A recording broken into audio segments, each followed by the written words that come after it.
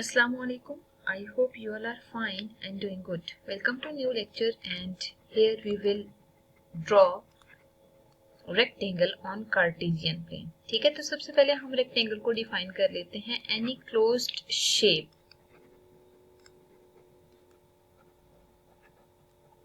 with 4 vertices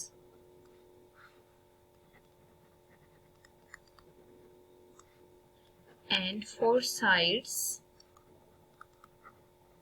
such that, ठीक है, condition ये है कि to opposite pair of sides are equal. ठीक है, तो वो शेप हमारे पास रेक्टेंगल होगी.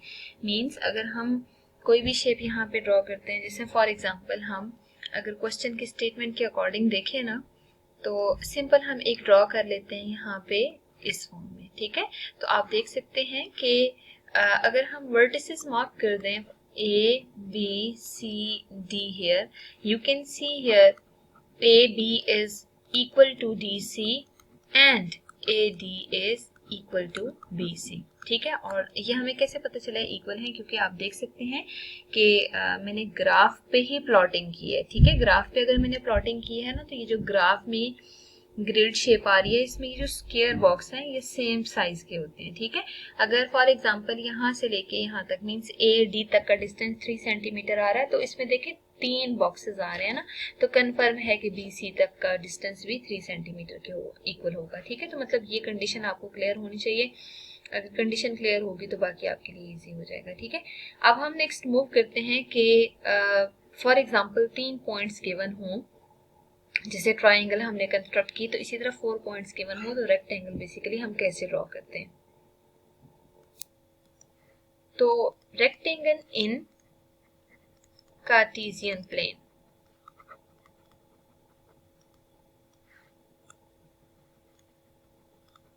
देखिए सबसे पहली वर्किंग ये होनी चाहिए कि हम यहाँ पे पॉइंट्स जिससे रेक्टेंगल ड्रॉ करनी है उनको कंसीडर कर लेते हैं.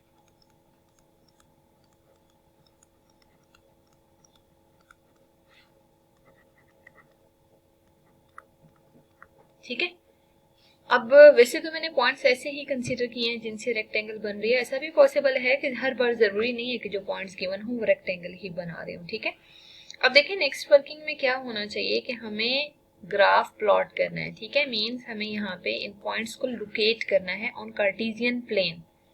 तो आपने जरा स्केल को देखना है, स्केल किस टाइप का गिवन है. देखिए स्केल में जो वैल्यूज है ना वो ऑलमोस्ट सेम आ रही है. ठीक है, मतलब उसमें 3 से ज्यादा की वेरिएशन गिवन नहीं है. अगर 3 से ज्यादा की वेरिएशन गिवन नहीं है तो इसका मतलब ये है कि हम यहाँ पे इनको प्लॉट करते हुए स्केल ज्यादा भी रख सकते हैं. ठीक है, जैसे यहाँ पे ना 2 स्क्वायर बॉक्सेस को अगर आप मार्क कर लेते हैं 1 2 3 के फॉर्म में. ठीक है, और यहाँ पे भी 2 स्क्वायर बॉक्सेस को आप 1 2 3 की फॉर्म में ले लें, और नेगेटिव एक्स एक्सिस पे भी -1 और -2 और -3 प्लॉट करेंगे. ठीक है, और नेगेटिव वाई एक्सिस पे भी -1 और -2 प्लॉट कर देते हैं, और नेगेटिव वाई एक्सिस पे बेसिकली ग्रेटर देन 2 कोई वैल्यू ही नहीं आ रही. इसका मतलब ये है कि मजीद आपको स्केल एक्सटेंड करने की जरूरत नहीं है. ठीक है, और सबसे इम्पोर्टेंट पॉइंट ये है कि आपने 7 एक्सिस जरूर मेंशन करना है. ठीक है, ये एक्स एक्सिस है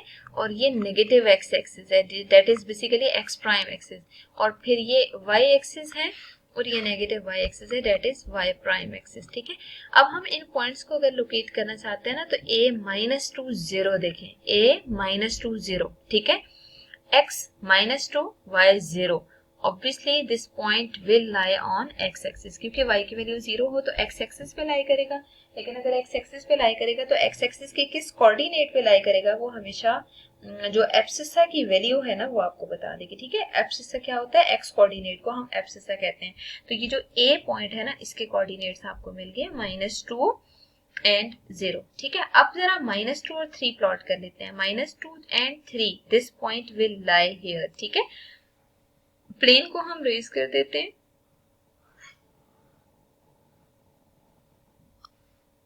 हाँ जी, आप देख सकते हैं कि -2 and 3 point will lie here, ठीक। और इसको बेशक आप बी मार्क कर दें, और बेस्ट ये है कि साथ साथ आप इन पॉइंट्स को भी मार्क करते जाएं, ठीक है। इससे ये होगा कि एट द एंड आपको ट्रेस नहीं करना पड़ेगा कि हमने कौन सा वाला पॉइंट यहाँ पे मार्क किया हुआ है। अब आप यहाँ पे सी को ट्रेस करें, CS2 3 X2 Y3, ठीक है। X2 Y3 means this point, ठीक है। तो यहाँ पे सी मेंशन कर दें और डी में 20 मेंशन कर दें, तो X2 Y0 20 is here and you can take this point as D। अब देखें आपने क्या करना है, यहाँ पे बेसिकली इन सब पॉइंट्स को आपस में ज्वाइन करना है, ठीक है। इन सब पॉइंट्स को ज्वाइन करना है, बट रेगुलर वे में पहले हम ज्वाइन करेंगे, उसके बाद फिर हम डायगोनल्स को देखते हैं, ठीक है।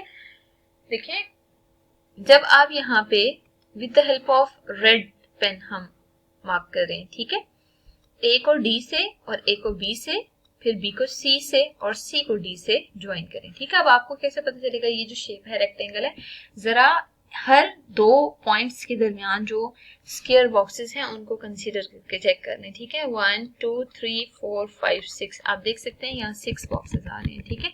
फिर आप हॉरिजॉन्टली भी देखें कि ए डी तक भी 6 बॉक्सेस हैं, डी 1 2 3 4 5 6 7 8 आप देख सकते हैं 8 बॉक्सेस आ रहे हैं। तो 8 बॉक्सेस का मतलब क्या हुआ कि ए बी और ए डी आपस में इक्वल नहीं है, ठीक है। अगर मतलब दो दो ऑपोजिट साइड्स इक्वल हों बट बाकी सब साइड्स इक्वल ना हों, मतलब अनइक्वल आ रही हों, इन शॉर्ट आपके पास दो तरह के मेजरमेंट्स एग्जिस्ट कर रहे हो तो शेप रेक्टेंगल होती है, ठीक है। रेक्टेंगल भी हो सकती है, पैरेललोग्राम भी हो सकती है, बट ये है कि फिर पैरेललोग्राम के लिए हम अगेन कंडीशन चेक करते हैं। यहाँ आप देख सकते हैं कि 90 का एंगल कंस्ट्रक्ट हो रहा है ना, अगर 90 एंगल कंस्ट्रक्ट हो रहा हो तो बेसिकली ये रिप्रेजेंट करता है रेक्टेंगल को, अदरवाइज स्क्वायर होता है, ठीक है। इसके लिए आप क्या करते हैं, ये डायगोनल ड्रॉ कर लें AC, ठीक है।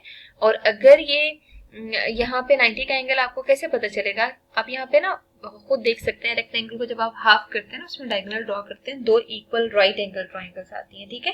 तो AC को हाइपोटेन्यूज कंसीडर करके AD और DC का डिस्टेंस मेजर करें। मेजर करने के बाद अगर यहाँ पे पिथागोरस थ्योरम होल्ड कर रहा है, जो कि हम प्रीवियस लेक्चर्स में डिटेल में डिस्कस कर चुके हैं, तो आपके पास ये शेप रेक्टेंगल होगी, ठीक है। अगर 90 डिग्री यहाँ एंगल ना आ रहा हो तो फिर जो शेप होगी वो पैरेललोग्राम होगी। तो हमेशा कंडीशन के अकॉर्डिंग हमें क्लियर होता है कि किस तरह की मेजरमेंट्स हमारे पास आनी चाहिए। तो एट द एंड जब आप मार्क कर लेते हैं तो एट द एंड आपने ये जरूर ट्रेस आउट करना है कि जो नंबर ऑफ बॉक्सेस अपीयर हो रहे हैं वो किस टाइप के हैं, ठीक है। देखिए यहाँ पे कोई डिफरेंट कॉन्सेप्ट तो नहीं है, ना ही हमने with the help of scale measurement करनी है, जस्ट हमने इस ग्रिड शेप में जो नंबर ऑफ बॉक्सेस हैं वो काउंट कर लेने हैं, ठीक है। और जो ग्राफ होता है इसमें जो नंबर ऑफ बॉक्सेस जितने भी गिवन होते हैं उनमें हमेशा साइज सेम होता है।